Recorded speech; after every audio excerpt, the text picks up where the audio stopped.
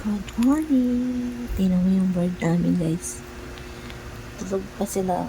Butit yung pulot yung maliit. Ito si Agaw. Diyan sila natutulog. Siya ng kanilang tulugan. Dalawang ibon natutulog. Ayan, sa bubong namin. Ayan, diyan sila. So ako, nandito pa. Ayan. Tulog pa as of 7:30 in the morning. So,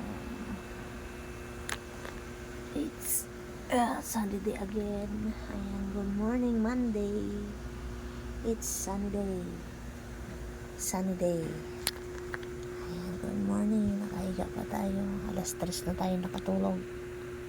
So, ayan. Tingnan ulit natin. Isapin natin yung ibon. Ayan. Gising na si Agaw. Hi, Agaw! Good morning! Good morning. Good morning, bird. Ayan, si Agaw yan. Ayan. Si Web. Yung isang buntot, nakikita niya si Pulot. Ayan. Ayan sila natutulog. Hello, good morning. Get up, get up. Ayan. Ayan sila.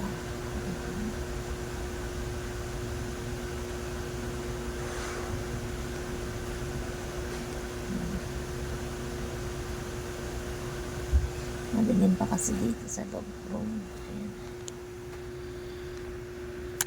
Good morning, guys. Thanks for watching.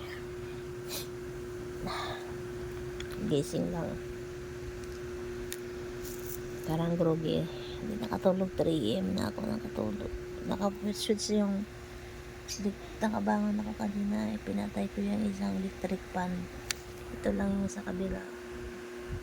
Dalawa na yung ginagamit ko na fan, LC fan, kasi sobrang init talaga, guys. Ang anak ko yung gamit ko yung isang malaki.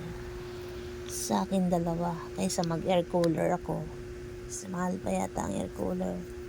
So try ko kung lalaki ang kuryente namin, every pinapatay ko naman na yung isang maliit pag alam kong pa umaga na. Tingnan natin ang bill natin kuryente, guys. Good luck. Sige, di talaga kaya.